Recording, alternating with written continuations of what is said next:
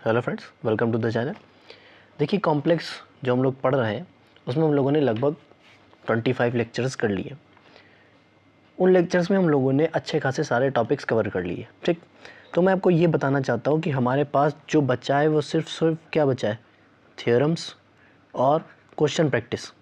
ठीक, ये चीज़ें आप याद रखिए, थ्योरम्स बची हैं और क्या बची हैं, क्वेश्चन प्रैक्टिस। और कुछ हमारे पास बचा नहीं हुआ। ठीक, तो हम लोग क्या कर रहे हैं, सबसे पहले थ्योरम्स अपनी ला रहे हैं, अपनी थ्योरम्स लाएंगे। थ्योरम्स के बाद हम लोग क्या करेंगे, क्वेश्चन प्रैक्टिस करेंगे, जिससे हमारा जो एग्ज़ाम के पॉइंट ऑफ व्यू से जो क्वेश्चन आने वाले हैं उन पर प्रैक्टिस भी हो जाएगी और अपना नंबर भी गेन हो जाएंगे। ठीक, तो अभी हम लोग क्या कर रहे हैं, सबसे पहले जो इम्पॉर्टेंट टॉपिक्स हैं उनकी जो थ्योरम्स हैं उन थ्योरम्स को लगाने जा रहे हैं। ठीक, तो इसीलिए हम रैंडम चीज़ उठा रहे हैं या रैंडमली कोई भी थ्योरम हम प्रूव करा सकते हैं। तो ये मत सोचिए अब सिलेबस के अकॉर्डिंग वो जो आप सोच रहे हैं सीक्वेंस वाइज चलेगा, ऐसा कुछ नहीं है। जो थ्योरम्स हमें सही लगेगी वो थ्योरम्स मैं प्रूव कराऊंगा, उसके बाद अपनी क्वेश्चन प्रैक्टिस चालू कर लेंगे। ठीक, तो आज जो हमारे पास है वो भी आप लोगों ने देखा होगा, वो है अपना इंटीग्रल फंक्शन। इंटीग्रल फंक्शन की थ्योरम कराएंगे हम, जिसमें इंटीग्रल फंक्शन और इंटायर फंक्शन दोनों ही लगभग सेम चीज़ हो जाती है। तो इंटीग्रल फंक्शन हो या इंटायर फंक्शन हो, दोनों की बात हम करेंगे। ठीक, सबसे पहले डेफिनेशन कर लेंगे इंटायर फंक्शन और इंटीग्रल फंक्शन की। क्या होती है, एक फंक्शन एफ ऑफ जेड, ये एफ ऑफ जेड क्या कहलाएगा, इंटायर फंक्शन या फिर इंटीग्रल फंक्शन। ये चीज़ आपको याद रखना पड़ेगा।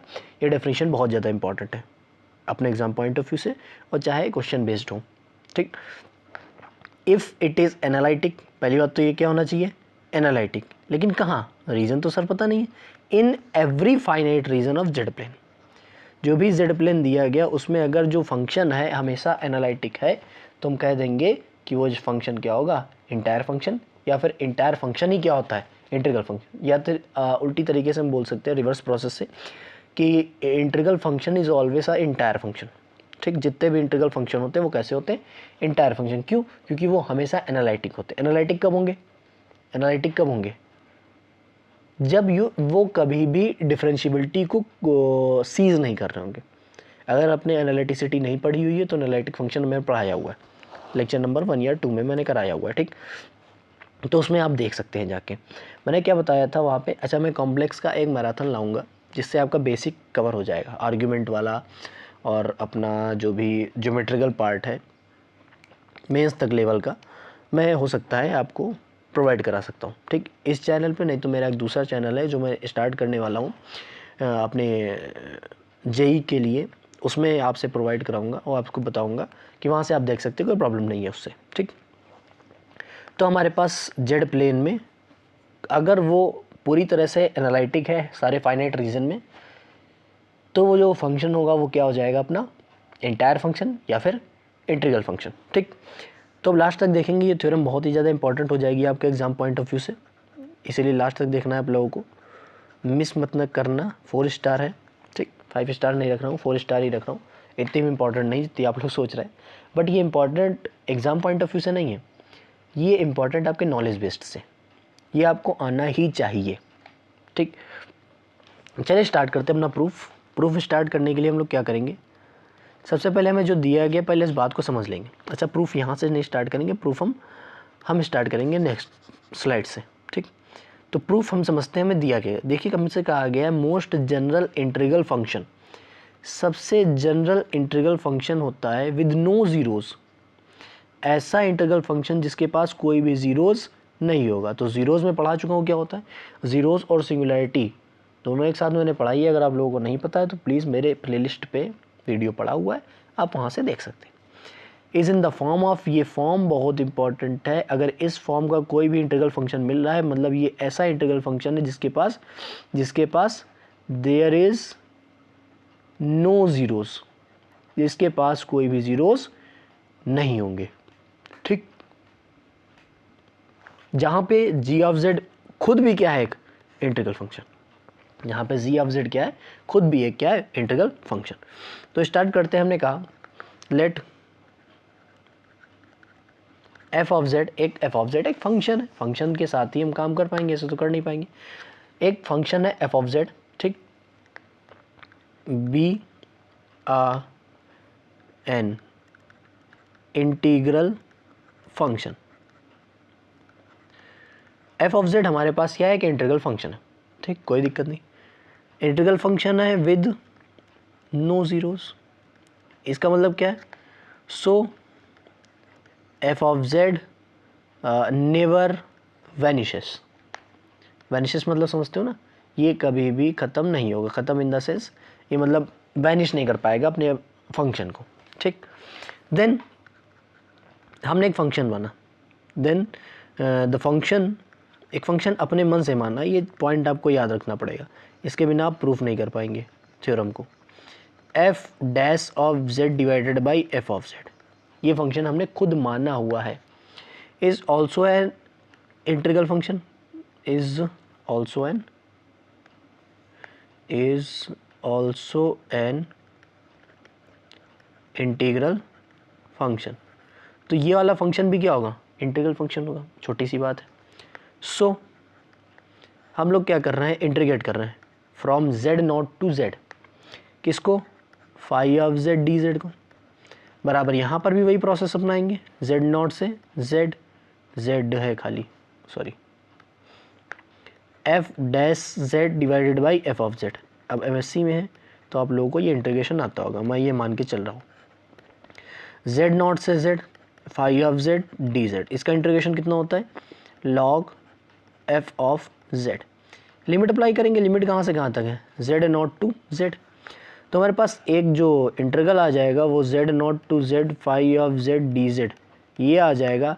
अपर लिमिट माइनस लोअर लिमिट होगा, तो log f of z minus log f of z not, ये हमारे पास इक्वेशन आई है। Log f of z not को उधर भेज दूँ तो एक एक्सप्रेशन हमारे पास आएगा, log f of z is equal to ये log f of z not plus integration z not to z phi of z d z, ये इंटीग्रेशन आ गया।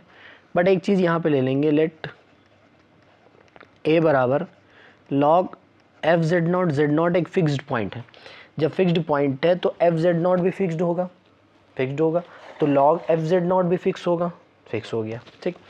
और यहाँ पे जो इंटीग्रल लिखा हुआ था from z not to z phi of z d z, इसको हम लोगों ने एक फंक्शन मान लिया, फंक्शन कोई ना कोई देगा ही।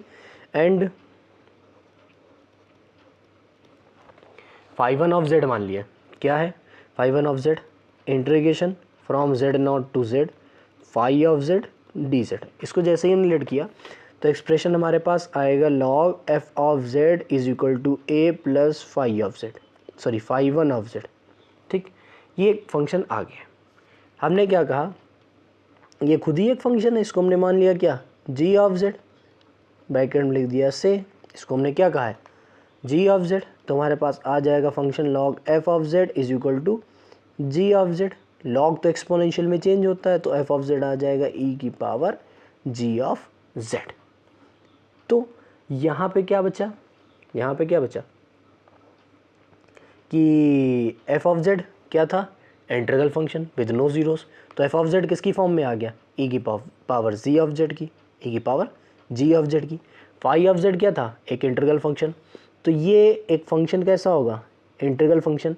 तो जी ऑफ जेड भी कैसा है? उसको माना है ना, तो जी ऑफ जेड भी कैसा है? Integral function. तो यहाँ पे हमेशा लिखेंगे कि द मोस्ट जनरल फॉर्म